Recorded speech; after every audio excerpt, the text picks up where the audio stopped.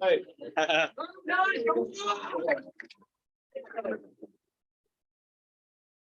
The reason why I'm so happy to be here is because we're coming from Brighton. They canceled all the train for an accident.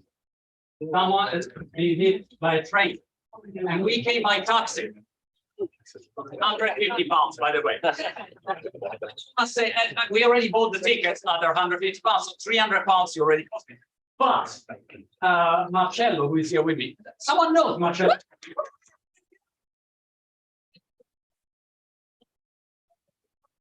Was in Brighton with me to shoot the video. The problem is that he is starting. But for you, 1 hour and 40 minutes here, 3 pounds later, here we are. So that's why I'm so happy to be here. How are you? And all of these incredible guests and then me. So I don't know what to say. I'm sorry, but we'll be short. Okay? Good. Can I leave it here? Do I trust you? Not so sure about it. Right. How does it work? All right. So should we start with the introduction? Thank you very much for being here. We're really glad. Can I say only one thing? I cannot speak behind a little desk like a teacher. Okay. Can I go here? Can I go in front? Sure, of course. Right. Sorry. Because when I was going to school, I always felt so bad when the teacher was behind, you know, the desk. Okay. Yeah, but we'll put it like this because we are being like strict right now. Oh wow. Yeah, for the students in Italy, Where is the camera? There, that's the camera there, the black one. All right. Yeah. Let me. Thank you very much. Thank you. Thank you. And we're really glad this is the third panel of our Italian Symposium on the third day. Right. And we're really honored to have you. I don't think you need an introduction. Well, let's do this. 15 minutes introduction about me because I think it's good. Well, I think Marco Montemagno is an entrepreneur, YouTuber, podcaster. That's it. That was great. A big round of applause. That was amazing. I give the rest of the conversation to Jacopo, who's going to co-host with you. And thank you very much again. Thank you. Thank you, guys. Jacopo. So I think it's, as Umberto said, useless to give an introduction because all of us here are very interested in your work, in your books, in your let's say life as an entrepreneur. Right. And that's why I think it would make sense for us today to have this conversation around entrepreneurship and you know, learn a bit about your life and what you've learned through your long career. Sure. When I was 1 year old, I had an accident on the bike. But let me tell you, when I was 5. No, exactly. I would like to make a conversation and avoid going only chronologically. Yeah, let's go a little bit further. A little bit further. Amazing. Right. So I think that I would like to start a little bit from what is central to your philosophy, which is the idea of becoming an entrepreneur of yourself. Right. And perhaps if you can tell us what is the meaning behind this sentence. It's really serious shit here, I have to say. I was expecting for something a little bit more, you know. Okay. Right. Can you hear me like that, or you want me to talk with this thing? Wow, what an enthusiasm, guys! Can you hear me like that? Or yeah, is it okay? Like, you know what? First, I am a very tiny, small startupper. So I had never launched Facebook, Uber, or mega company, so I don't have an experience about it. I have nothing to share there. I know you had some guests like Polygaps, people who launch really big company and global brands. My experience is small startups and more about trying to think what could be something good for me. What is success for me? Not, I mean, I don't care if someone else thinks that success is, you know, being a billionaire and having the Lamborghini, stay in Dubai, you know, this, I don't care. I mean, I'm 50 years old. Woo. And I have 4 kids. Woo. Do you have kids? Right. Are you in love? Wow. Right. Do you remember being in love? You know? Sorry. But that's my point. I'm really trying to stay focused on how can I be happy about what I do? What makes me really fulfilled about work and life? And at the beginning, I did this huge mistake of trying to chase, the Silicon Valley myth. Work hard, do the startup, get the exit, $1 million, go global, 24 hours a day, sleep in the company like Elon. Oh, you bastard, you didn't sleep in the company. I slept three nights in a week. Oh, and God, it didn't work for me. And instead, I think that you find your way. And I don't know, I understood when I was a kid, I was playing table tennis. And all my friends play football. And I remember going to school and saying, look, guys, I play table tennis. And I was proud of it. And they laugh, Imagine that you have a friend and he's a table tennis player. It's really embarrassing. Girls, they didn't like table tennis, It's not that right. So, during my life, I did a lot of choices that they were good for me. I live in Brighton. I mean, I do my little things, do my little videos, my little startups, stay with my kids, my wife, watching my Netflix series or whatever it is, going to bed. That's it, and I'm happy like that. So you find your way. So going back to your question is, you find your own philosophy. I don't believe in, the standard category, the philosophy that, you apply like that. Do whatever is good for you. Okay, That's it. very interesting. Thank you for the applause. I really appreciate it. Very good. No, I think you mentioned something key here, which is your own interpretation of success. And I think all of us here are kind of ambitious people, students, people already in the work. And I wonder, having interviewed so many famous people, I mean, to name a few, Jeff Bezos, or, so many famous people and successful people. So I really want to ask you, have you seen anything in common between all of these business people that have become, or not necessarily business people, but successful people, successful magic recipe for becoming successful, or anything in common between these people? Luck. Something that I notice often. No, you know what? We were talking today, we much about this topic, and there is this amazing phrase by Warren Buffett that says that often it's not about how hard you row, it's about what boat are you in, which is really true. So imagine that instead of doing all my stuff, I don't know, Bezos launch Amazon, call me and say, Monty, I just launched something called Amazon. Would you like to come to work with me? And I think, all right, he's bald like me. How do you say in English? Bald or bald? Or anyway, without hair. And then I decided to go to work for Amazon. And then we moved 20 years later, and I'm a billionaire. And I probably would have done the same level of effort that I've done working for myself. But I'm not a billionaire, not by far. So I think it's really important to remember this. Most of these people that I've interviewed they really had the ability to choose the right opportunity. So they pick the right opportunity and they pick the right boat. Once you pick the right boat, which could be a new trend, Instagram founder says, all right, social media will be images. Boom, they launch Instagram, 1.5 billion exit, great for you. So you pick a trend or you pick the right person to work with.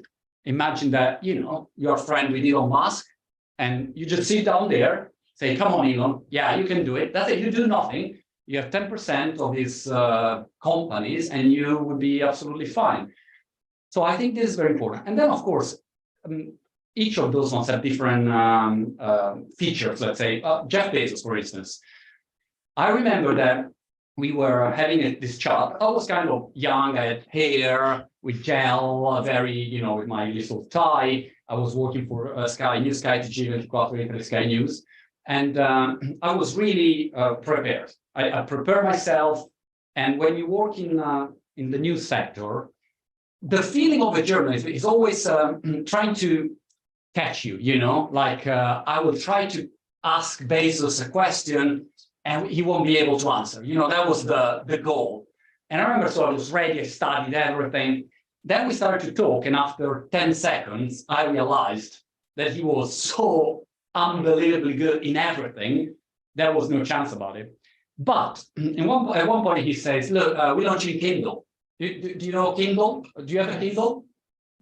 Right. And I remember saying, yes, but Jeff, do you know the iPad? You know, I mean, it's beautiful. They have color. You know, Kindle is great. It's a bit. Are you sure about it? Okay. And he looked at me thinking, probably is a fucking idiot. But he smiled and started to treat me like a little baby, you know, so a baby that you have to teach about life. And he looked at me and said, all right, let me ask you a question like that. I say, yeah, Jeff, tell me everything. Do you think that reading is a fundamental activity for human beings? Start to think, you know, like the puzzle, if one brick weighs 1 kilogram plus half brick, what's the weight of one brick? All right, I'll test you later. Anyway, I thought, well, yeah, of course, reading is a very important thing. It's fundamental, you know, because you learn, you practice, you train your brain. Say, all right, good. So every fundamental activity requires a dedicated tool, he says. And I think, yeah, that's probably true. You know, if it's fundamental, you need something just to do that. Well, Kindle is for reading. So reading, fundamental, you get it. I say, yeah, Jeff, that's a genius idea, you see? So the other thing is that some of these entrepreneurs or very successful people, they are very smart in their thing. It's like saying Roger Federer is very smart at playing tennis.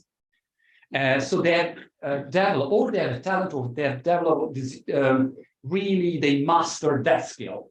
And yeah, often you overlook that, but, you know, listen to the greatest, and you notice, you know, that they know a lot about the topic.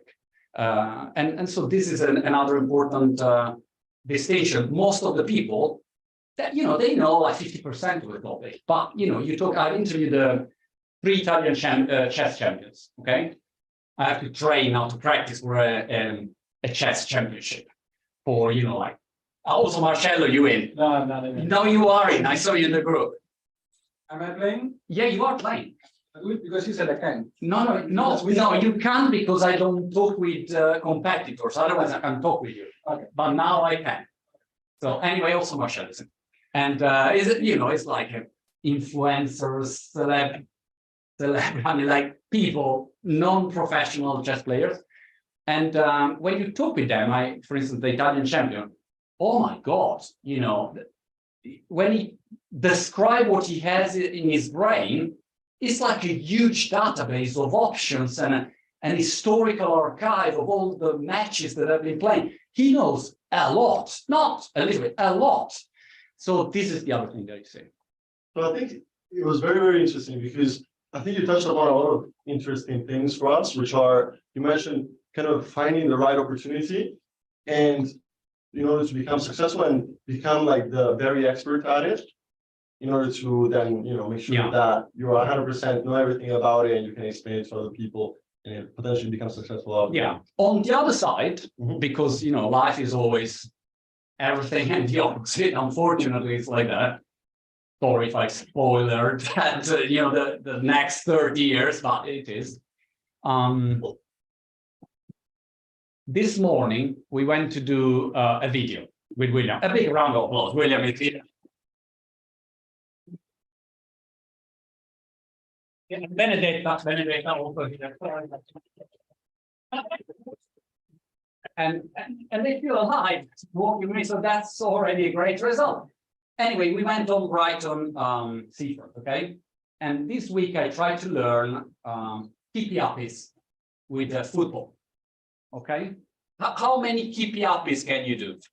You know keepy-uppies? Palleggi. Do you speak English, guys? By the way, are we only Italian so we can switch Italian or not? Are English people in this room? All right.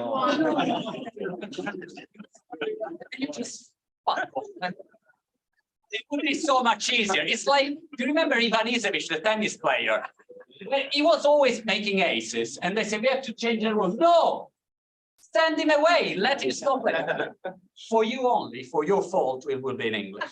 Right. What's your name? Hamid. I love you, man. Thank you so much. I remember that. A big round of applause. Thanks. Oh, we're doing this keepy-uppies, okay? Keepy-uppies challenge. I never play football in my life. I'm the worst. Imagine picture Ronaldo, you know Ronaldo? The opposite is me.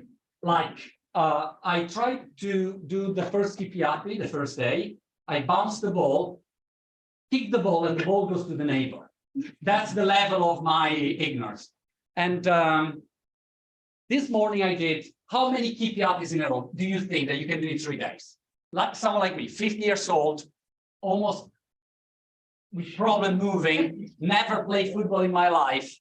How many keepy-uppies? Give me a number in a row. Let me see. 5. 15. 30. Okay. 2. Well, I appreciate that. What's the phrase? The skeptic sound always smart, the optimist but stay poor. But the optimist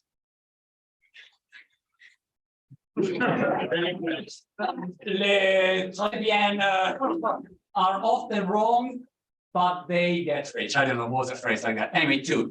I did 97.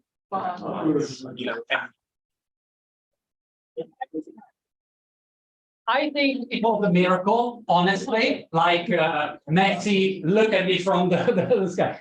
But I wanted to tell you this story only because if you can be, if you put 20 hours of work in something, you probably become better than 90% of the population in that thing. I did the Rubik's Cube. I tried to learn the Rubik's Cube. And, you know, how many can do the Rubik's Cube in this room? 1? Okay, so I'm very bad. I just studied the technique. I've interviewed one guy who is a Rubik's Cube god, like that. I can do the Rubik's Cube. And am I fast? I'm the world champion? No, but I'm better than 90% of the population. Okay. How fast can you do the cube? 3 minutes. Oh, all right. Yeah, he's better. But it is. So other side, or you become super good, or, you know, pick a niche, start to understand if you are good or not, but it doesn't take much time to become better than majority of people. So that's the other interesting thing. Okay, very, very interesting. And I guess like, do you want me to show the keepy-up? Is like, no, I'm joking. No, I won't. I have the ball here, but I won't show you. no, I guess like what I wanted to ask you is, you said, as you said previously, it's important to kind of find the niche part of, you know, something that you really want to delve into and then be great at that. And I guess like for you, potentially is the digital world, is technology, or maybe not, but I guess you are a digital expert and you're a tech entrepreneur. Right. So I just wanted to know personally, how did you find this passion of yours? How did you manage to understand that that was the sector you wanted to break into? You know, we were talking before. I think that you start, instead of trying to understand what you want to do, you start thinking what you don't want to do. And I started to think what I don't want to do in my life. I've been studying law, and I was supposed to be a lawyer, to become a lawyer.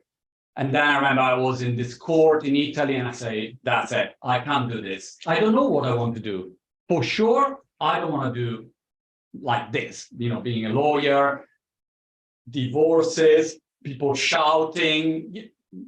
always screaming, arguing, lying, cheating. Any lawyer here, by the way? Anyway, I have a lot of lawyers friends. They are happy with that. I was not happy.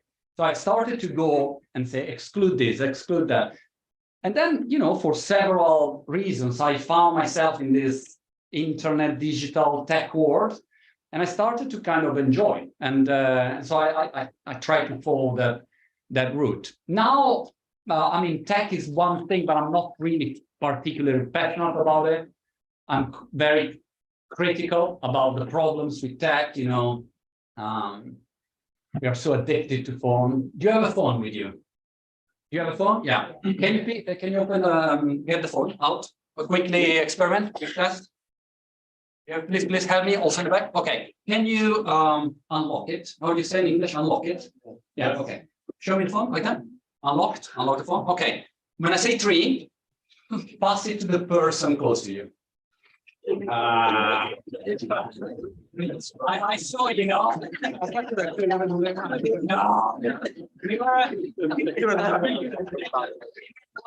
One real story, okay?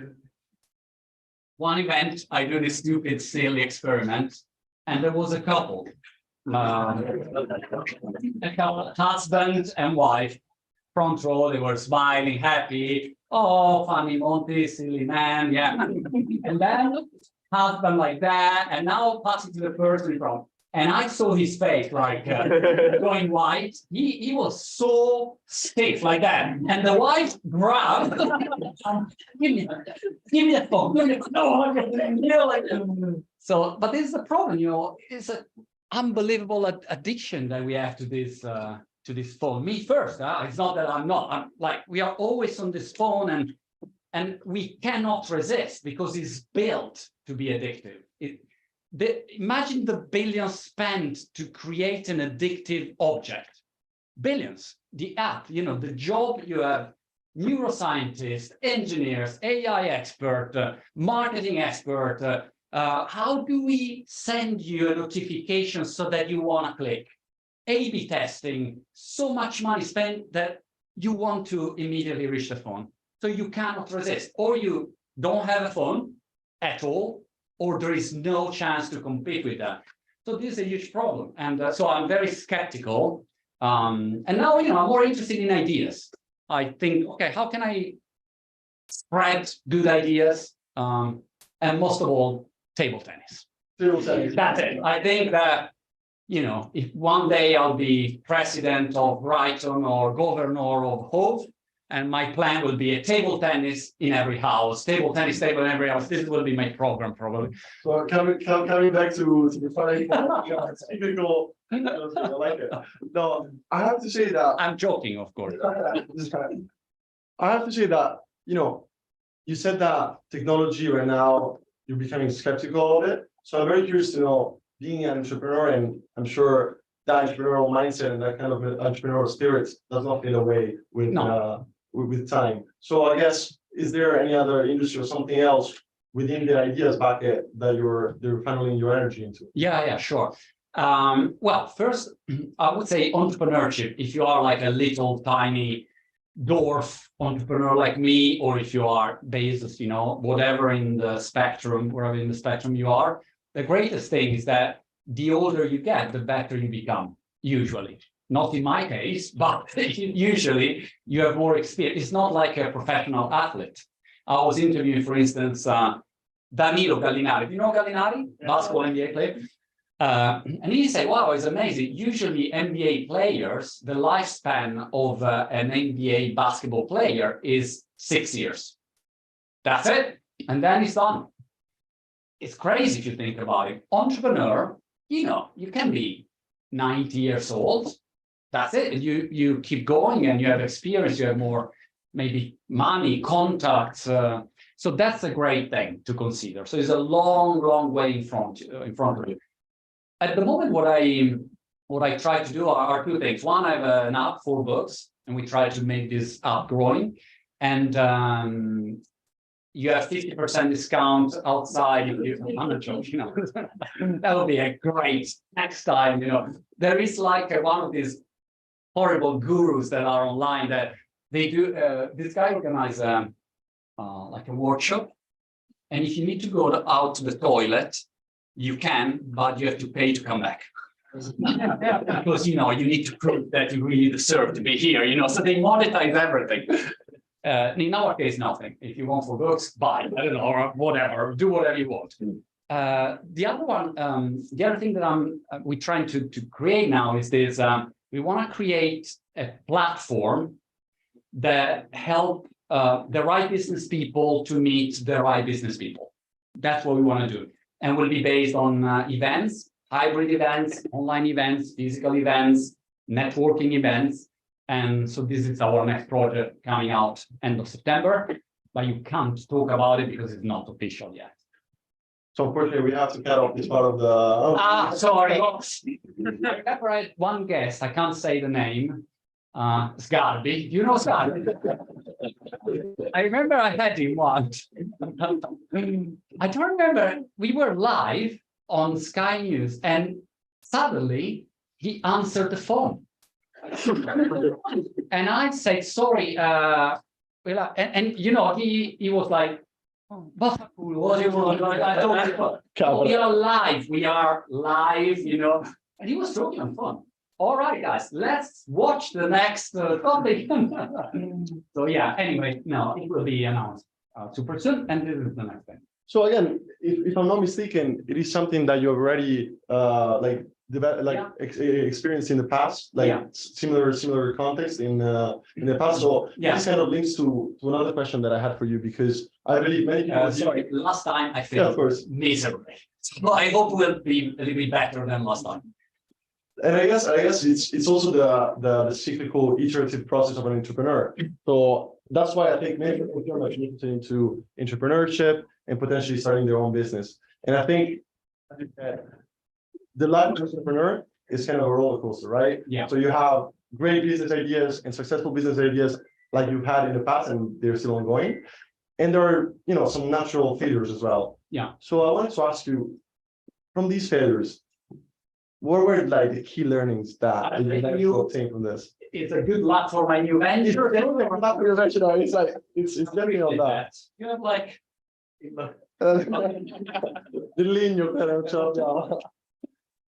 Oh my God, yeah. I think that the interesting thing is that people remember only your success, but they don't remember all the failures you got. In my case, 90% of the things that I launched have been absolute failure, disaster, total disaster. I don't know. I tried to enter the Chinese market, for instance. 1 year, went to China 1 month, and then I said, "Ni hao, Gigi, Montemagno, not Chinese, no necessary. It's Italian speak language, hence." And I got an agency saying, Gigi, ni hao, 200.000 euro. I don't know how to translate 200,000 euros. And we, content, translation, Chinese, Montemagno star. And I say, that sounds legit. I think it's good. And I lost 200,000 euros. Number of followers on Weibo, like 3. They could have faked it a little bit, like some fake numbers. No, not even that. I remember we've been talking before. I launched a social network years ago. Someone remember Friendster? No, okay. You're too young. Before MySpace, one of the first was Tribe, and then came out Friendster. Was one of the first social networks. So I saw the video, I saw the platform, and I thought, that's it. I'm gonna smash it with this. I'll do the same in Italy. And so I didn't know how to code anything. And I went to a website called rentecoder.com. And I wrote, I want to do a clone of this website. And can you make me the clone? That's it. I had no idea about, that you need servers and infrastructure and everything. And so I remember 2 students from, Istanbul, they send me this message and say, yeah, we can do it. $70 in 10 days. 70. And I thought, So I reply and say, I give you $50 if you do it in 1 week. Deal. And so they in 1 week, they give me this website. That only basically interface, a basic, I don't know, access database. I don't know if you're a little bit familiar with technology, like very super simple technology. Anyway, I got at least, let's say, a prototype. In a startup land, you say you have an MVP, a minimum viable product, something that to test the idea. And to test the idea, I got the genius idea of calling my girlfriend at the time and say, hey, I was almost saying the name. Let's not say the name. And I have a new website, and it works like that. You upload your images on the website, and you share the images with me. I will be your friend and the world. That's how social network works. And I still remember this girl saying, number one, I don't want to share my pictures with you. And I thought, that's interesting. I don't know if our relationship will have any future here. And number two, why should I share my photos with someone else? I mean, my photo is my privacy. So there was a completely different idea about social networking. And now today, everyone, you eat a burger. Oh, let me take a picture. You eat it's crazy. So yeah, that was a massive failure, and so on. I mean, I did so many mistakes. Main lesson is that it's impossible to get it always right unless you are, Bezos, first startup, Amazon, richest man in the world. Good. I mean, one. Everyone else, you launch something, it doesn't work. Even something that worked, I don't know, Blogosphere was a blog network. We sold it, was a good success in Italy. And at the beginning, our idea was creating a platform, like with unlimited blogs like that. And then it didn't work. And so we did the pivot, you say pivot, so we changed and say, no, let's do something that we select the writer. So it was more selective, more editorial content. And then it worked. So the first plan doesn't work. That's a good lesson. It will always change. Mike Tyson phrase that say, everyone has a plan until they get a punch in the face. That's it. When you hit the market, the plan changed. Yeah. Okay, very, very interesting. I know that it's very inspiring. And people say, I would never do anything entrepreneurial, but it's the truth.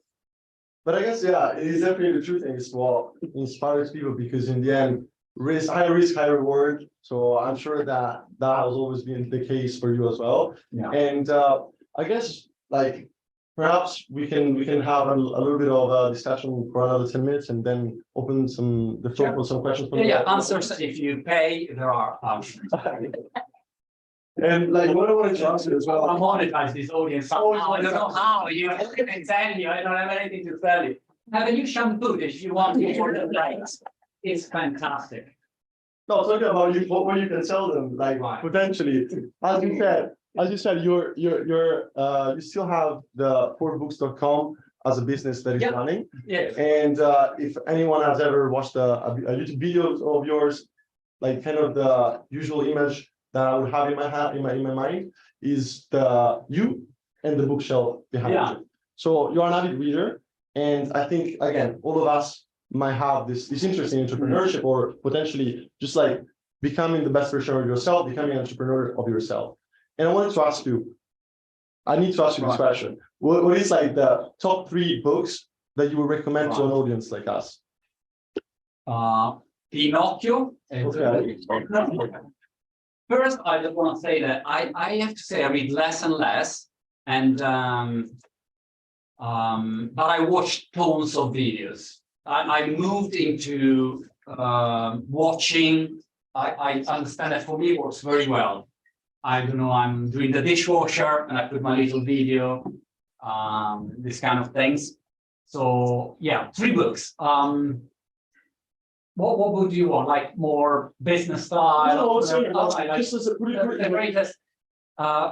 Well, one great book is, do you know Naval Ravikant? Anyone knows Naval Ravikant? Ever heard of? Okay.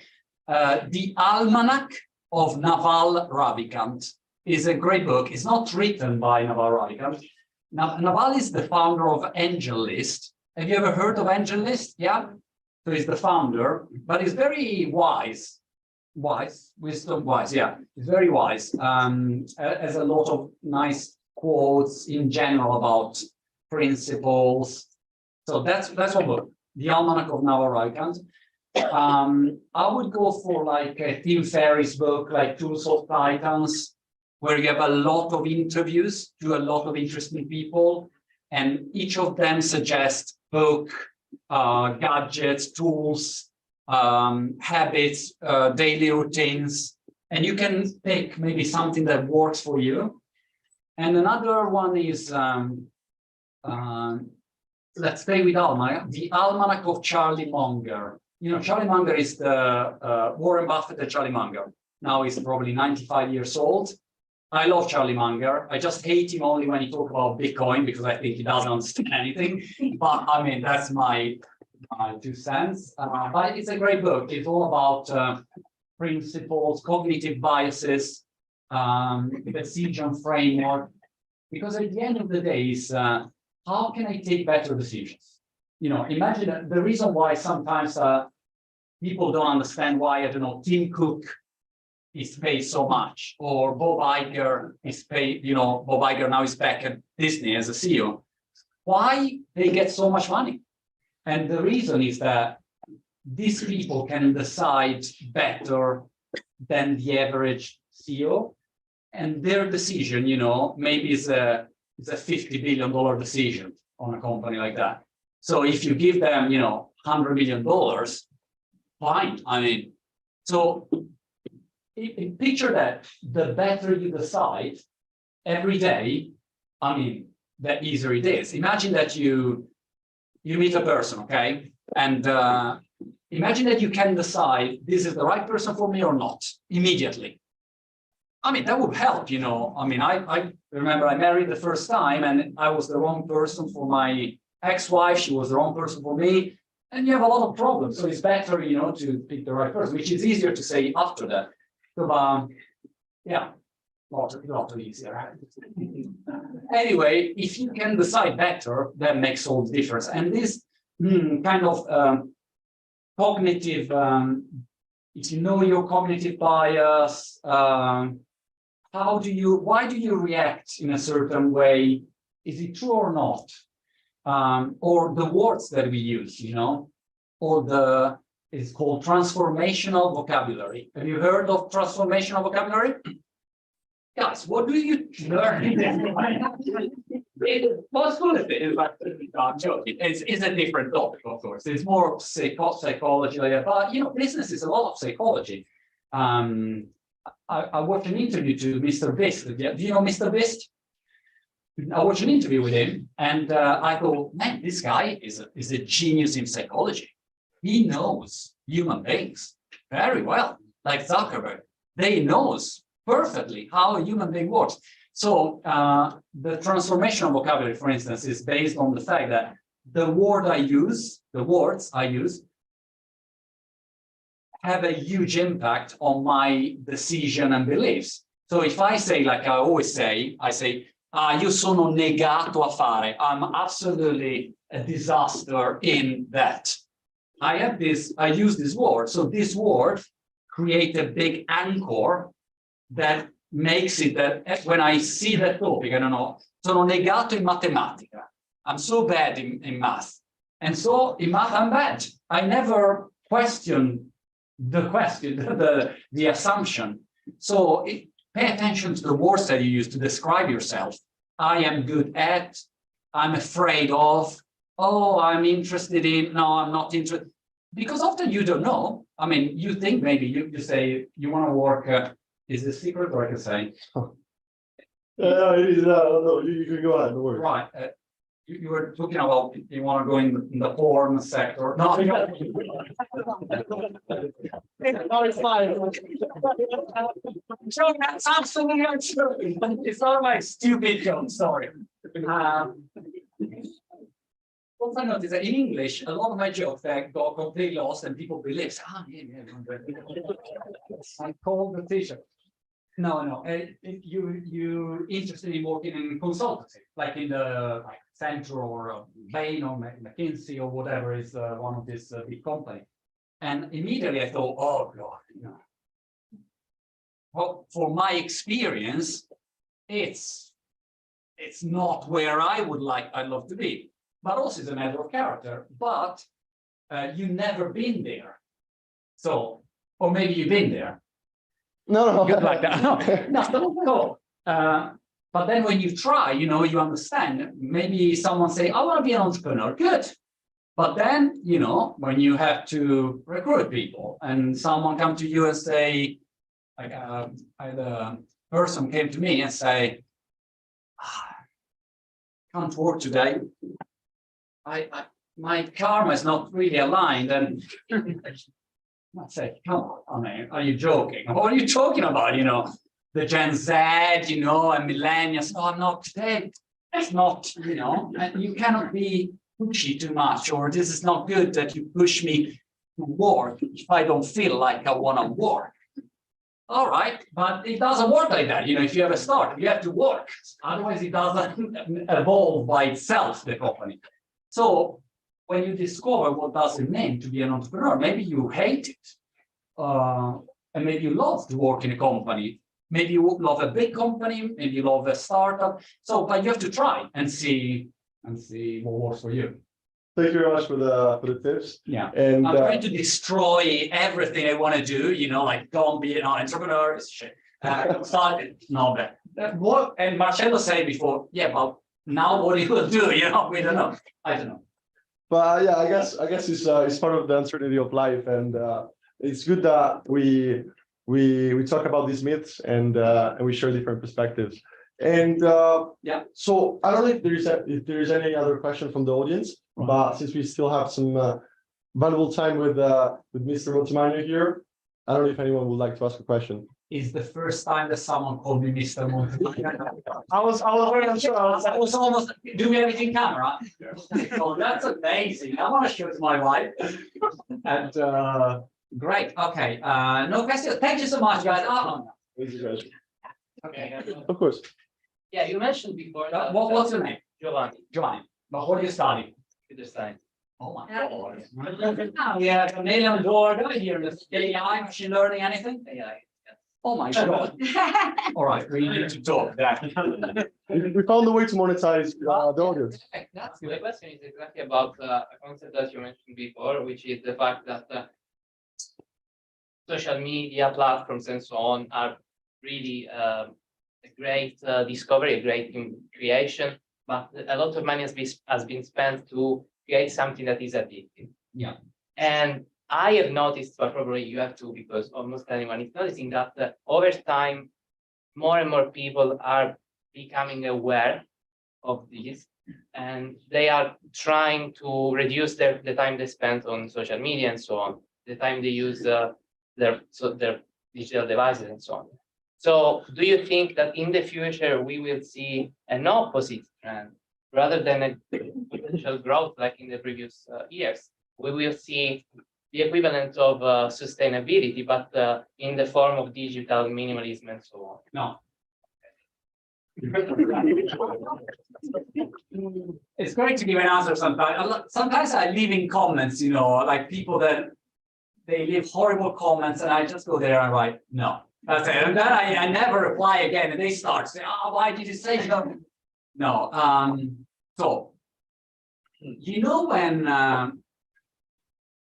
when you talk about privacy, okay, and people say, "Oh, my privacy is so important. My data are, and then you give them a free email or, a free, I give you a free bottle of water if you give me your email and your data of your family. Please, yes.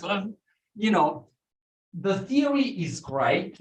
And it's like saying people now want to eat more healthy. Okay. Yeah, sure. There is much more how do you say in English, awareness. And there are a lot of people trying to be healthy like that, or alcohol is bad. But then if you go out tonight and go in a restaurant or in a pub, how many people drink? You know, everyone, basically. And then you have a small percentage of people that try, you know, to be more healthy, but then say, all right, between a little cake and today, come on, let's celebrate tonight, and you go back in the, let's say, the wrong habit.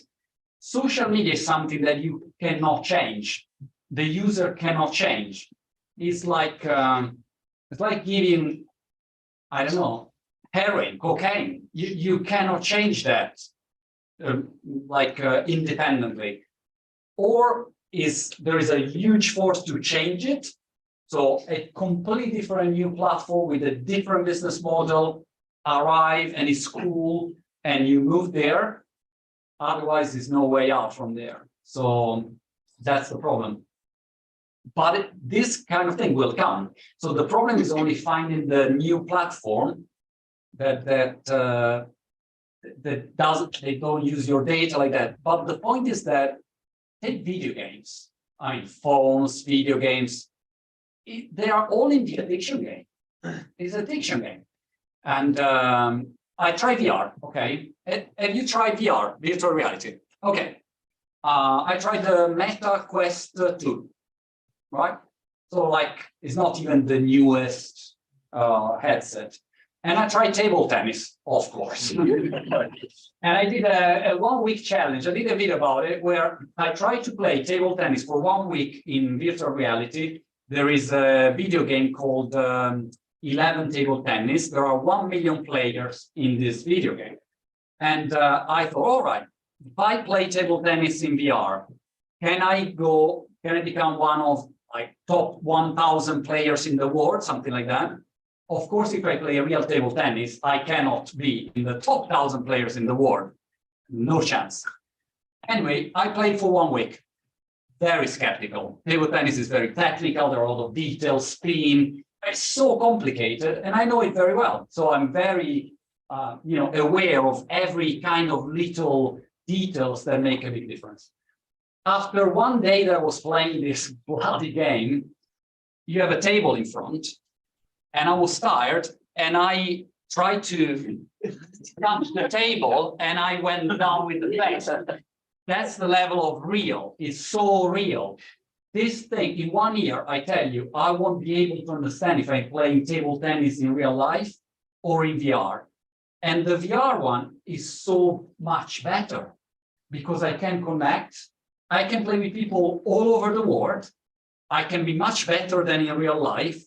I have unlimited choice of opponents, environment, everything, instead of going to the Brighton Table Tennis Club, which is really sad. Let's say that ping pong is a poor sport. You play in a small place. Hello, bye. You play, and then you go out. People look at you. I was playing table tennis. Yeah, no. So it's not great. That experience, you feel like, wow, amazing. So it's really addictive. It's all not addictive maybe because they want to make it addictive, but basically it sucks you in because it's so good. The other problem that I see with technology is this one, that I just keep talking because there are more questions. So let's try to take some time, otherwise. No, okay, that's fine. No, the other problem I forgot because I'm 50 years old and that's it. And I've been in this taxi. I'm so tired now and I hate you all. And no, the other problem is, what's your name again? Giovanni. Is, I don't remember.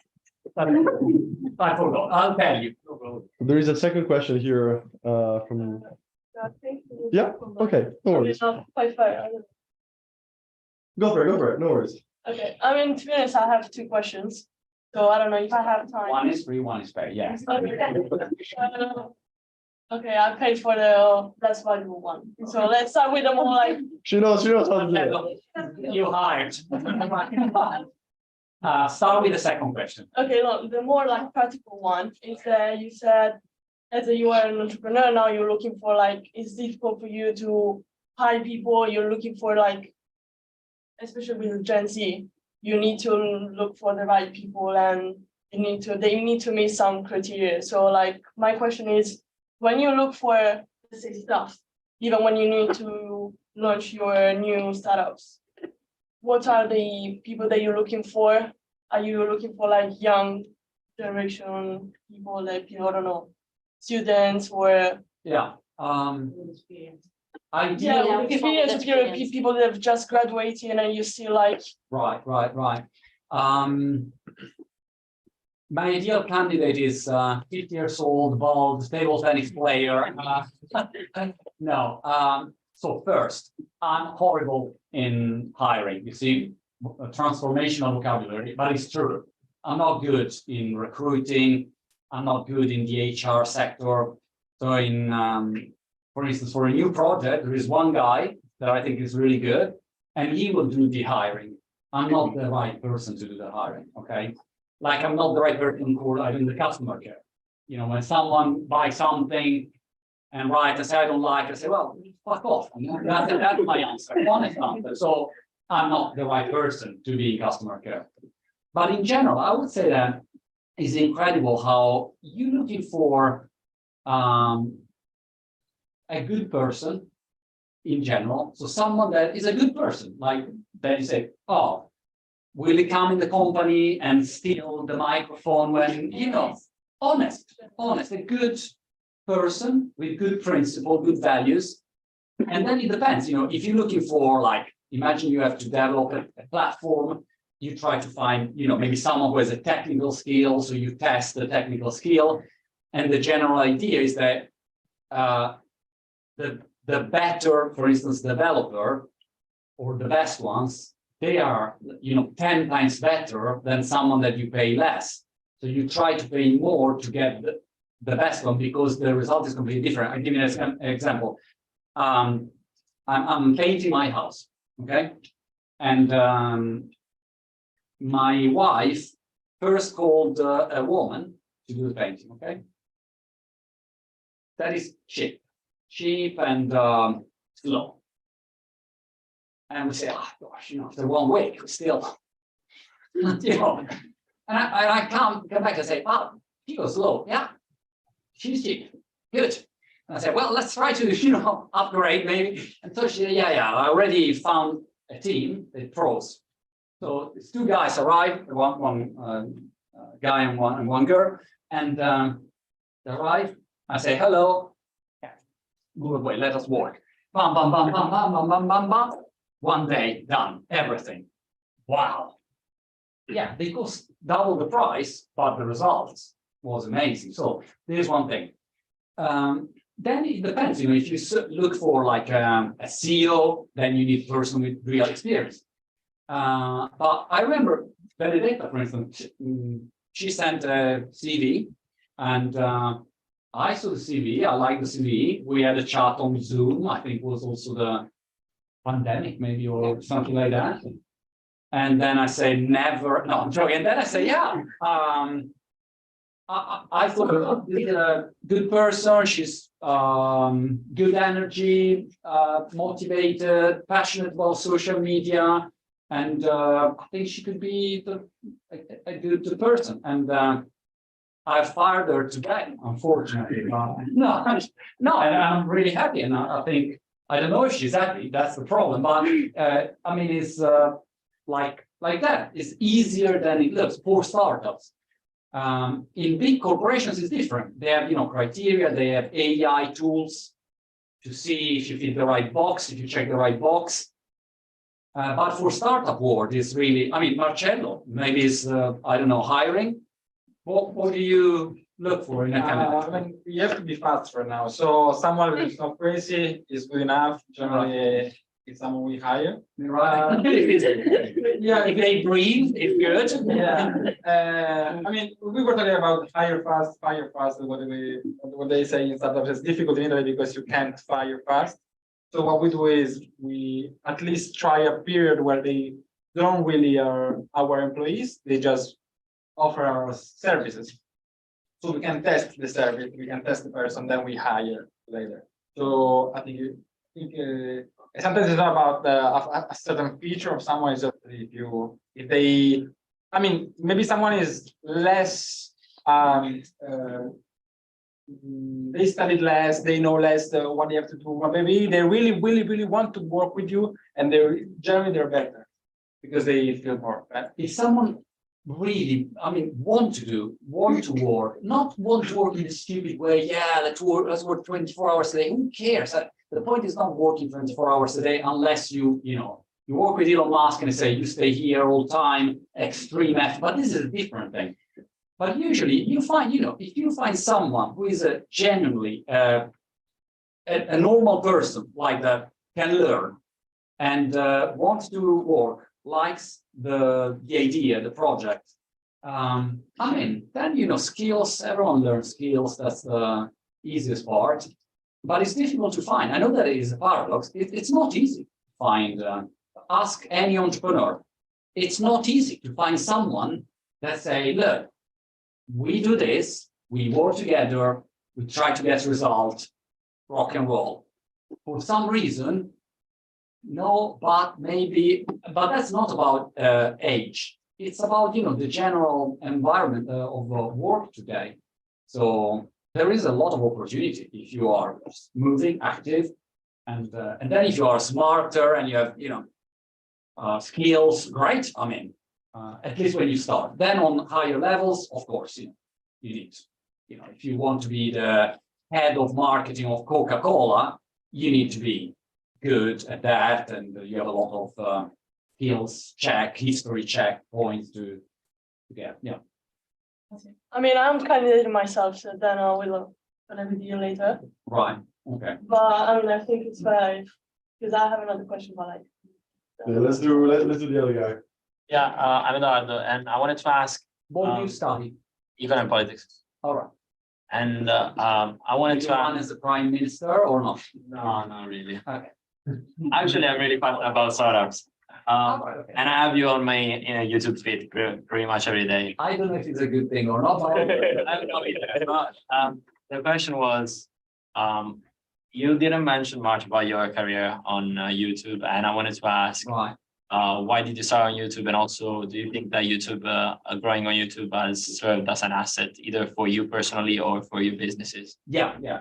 For sure, if you have an audience, is an asset. That's it.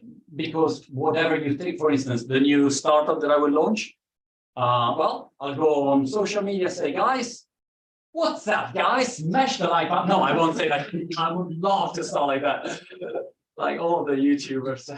Smash the like button. No, I'll say, look, I have my new startup, blah, blah, blah. If you want to register here, if you want to sponsor there, or fuck off. Like that, that's my classic style. That's what I will do. And having an audience, you can leverage your visibility and platform. And that is great. It's great.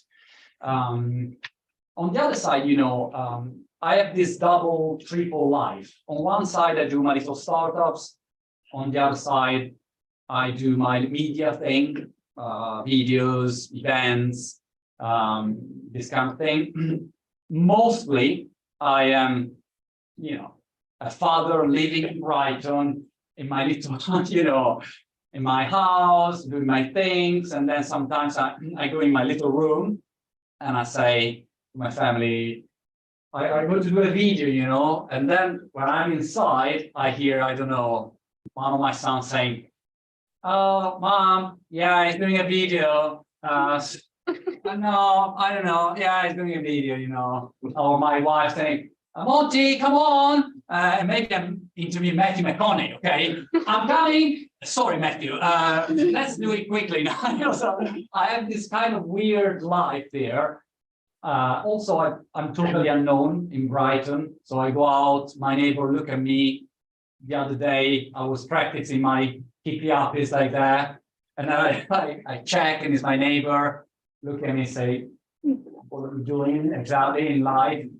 I'm doing keepy up is for videos, but don't worry about it. So I think maybe I want to be a YouTuber, but I didn't make it. I don't know. It's a weird word, my word. But yeah, it's a great asset, and it's fantastic. By the way, to me, making videos, even when I did videos for 1.5 years, and no one ever watched my videos. They were bad, very bad.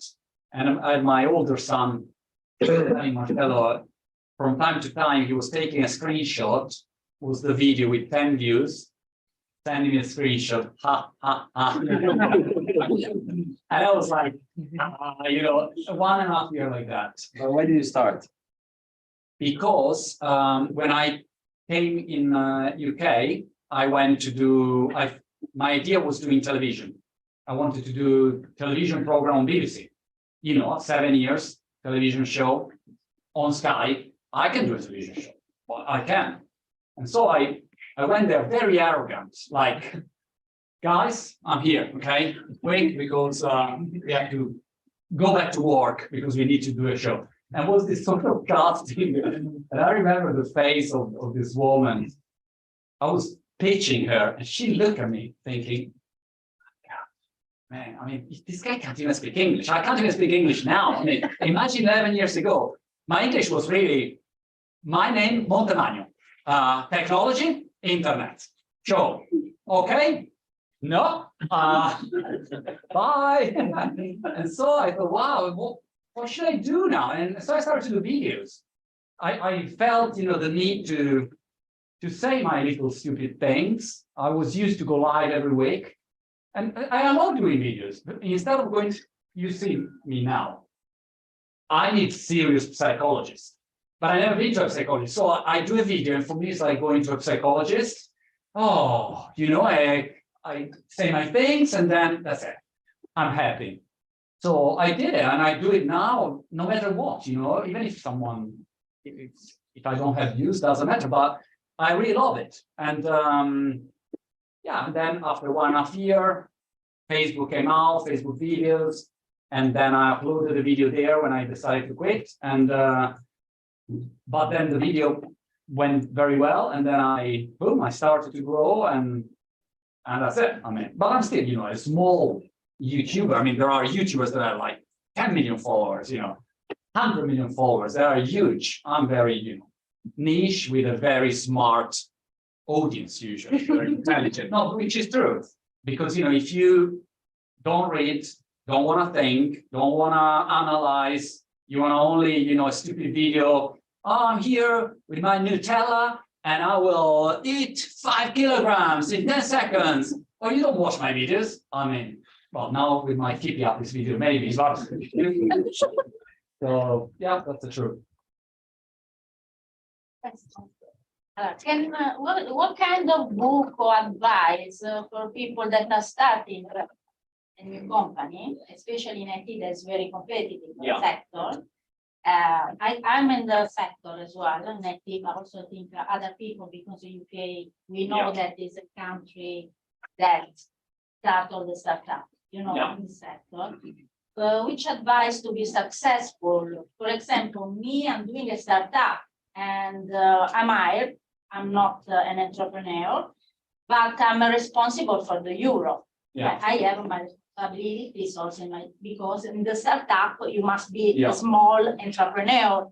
For this, what are the advice that you can give?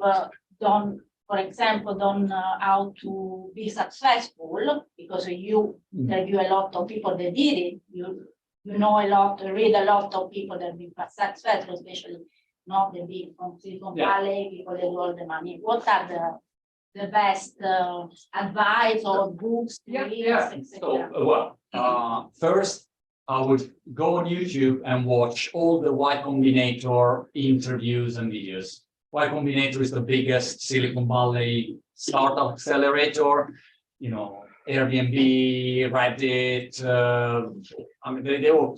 Sam Altman, the founder of OpenAI, ChatGPT company, was the general manager of Y Combinator. Paul Graham is the original founder. So I would watch all those videos. I would read all the essay by Paul Graham.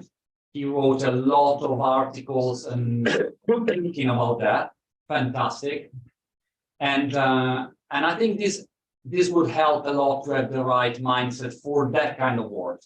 Tech startup, which is a different universe, because tech startup is, we have to scale, round, sit, round A, round B, round C. So it's that kind of work, which is different than launching your, 5 people company. So it's a different thing. Y Combinator, definitely. Paul Graham, great person. And this is what I would base. It's a very practical knowledge, there is no theory there. Another great podcast that there are 2 other great podcasts.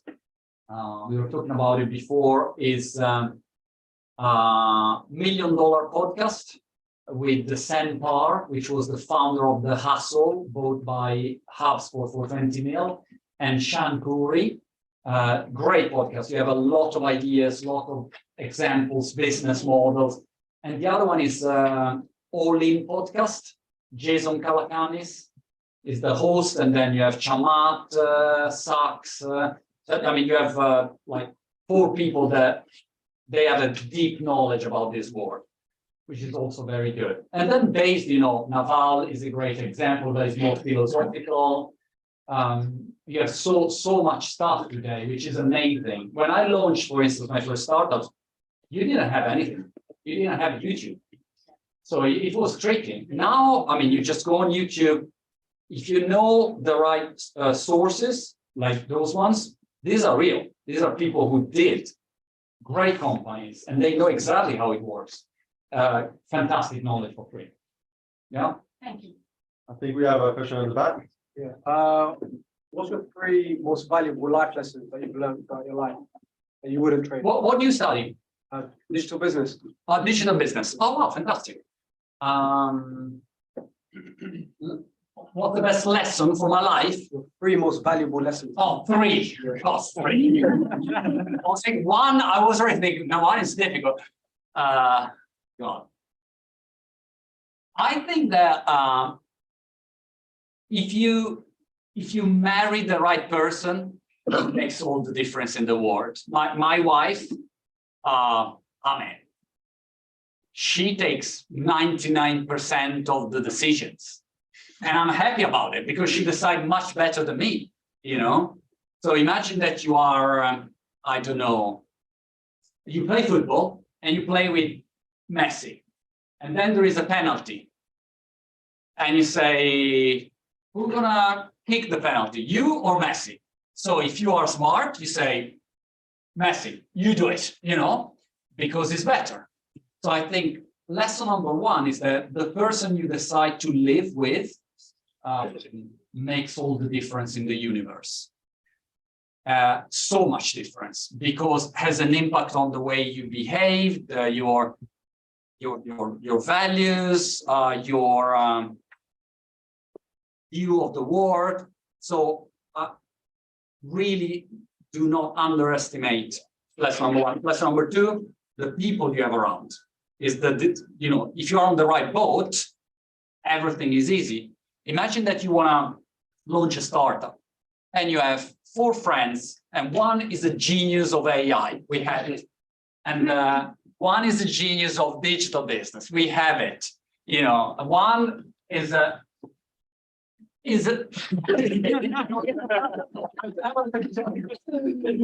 so it's so much easier. Imagine if you launch a startup and 1 say, yeah, but I don't know how to do this. Good. It's so hard. So have around the right people, also that push in the right direction. I remember I had friends when I was like in university or college. Oh my God, the class in Milan.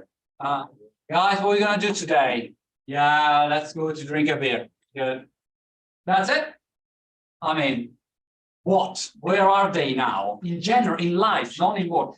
So, and it's good to have fun, but it can't be that your habit is, I go to check the football match, go to the stadium, watch a football match, and then I go to drink a beer. That's it. That's your life. Fantastic. But it was not good for me. So if you get the right people around, that makes a makes a big difference. The other thing is, to me, moving in a different country was life-changing. And I didn't understand how Italian I was when I was living in Italy. I don't know if you tried this. When you move, you say, oh my gee. I was embarrassed for the camera. I thought after 1 hour that I say, oh, but the camera, no, my God. No, it's incredible how if you live in a specific country, you just see this small bubble. And it's so important to have an open view. This is so important, I think. So lesson number 3 is just be inclusive, experiment, being not judgmental. I watched this video about Jocko Willink. Do you know Jocko Willink? He's a former Navy SEAL. And he has this voice. You will recognize it. The face is like a square, like that. He's big, massive. And he was a Navy SEAL, war, tough stuff. And he has this big voice. And he has a fantastic video, like 2 minutes, and it's called Good. And I watched this video thinking, oh, again, a classic motivational bullshit, And instead, it was such a good video. And say, I was in war, during the war, one of my assistants always come to me and say, Jocko, we lost one person. And his answer was always the same, good. And people say, what? Are you out of your mind? But his attitude was always, all right, this is an opportunity to, remember him better, to do better. They fired you. I don't know, I remember when they fired me from the television show. The new director arrived and say, Montemagno, you see the hand? Bye-bye. We shut the show, it's over. And I thought, why? I mean, that's it. And but then if you think about it, good. It's an opportunity for me, it has been an opportunity to say, all right, you know what? I don't want to work for a media. I want to be a media. It's a different thing. And so this kind of attitude helps. It's a if you want to be entrepreneurial, I think you cannot complain. Because every day you have so many things to complain. So every time you try to say, all right, I don't complain. I go my way and I try to, solve the problem and keep going. And that's it. I don't know. Thank you. Yeah, thanks to you. Amazing. So if there are no any other question from, there's still a couple, depends on Marco though. What time do we have to go? All right. You see how much I don't decide anything, Like, I wanted to stay here until midnight, guys, but no, 10 minutes. Okay. Yeah, really. So Final question. Amazing. So who was the first one? I think I saw that one first. Okay. Okay, my question is, as you said before, Did you study AI? no, I said I'm a civil engineer. What? Sorry? Civil engineer. Civil engineer, okay. And as you said before, you worked for Sky, you have your podcast and on and on. And I think that you can all agree that you have a great way to communicate. In fact, the fact that you were able to keep all of us engaged for more than an hour. Well, I saw 3 people sleeping. But like hitting the. I'm like we're here for more than an hour, and like more. I want to know more about you. And my question is, what are your tips, your personal tips that you gained in these years to be a better communicator, like speak to an audience like this? Marcello, why don't you answer? I'd like to know.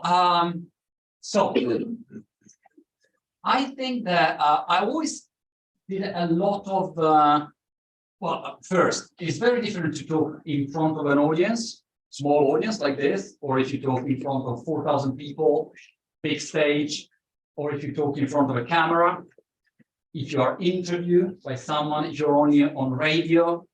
is very, very different. So every medium has their own rules. In general, I think if you need to pitch, imagine you have a project, you have a startup, you have an idea, and you want to pitch it, and you have like a small audience, let's say.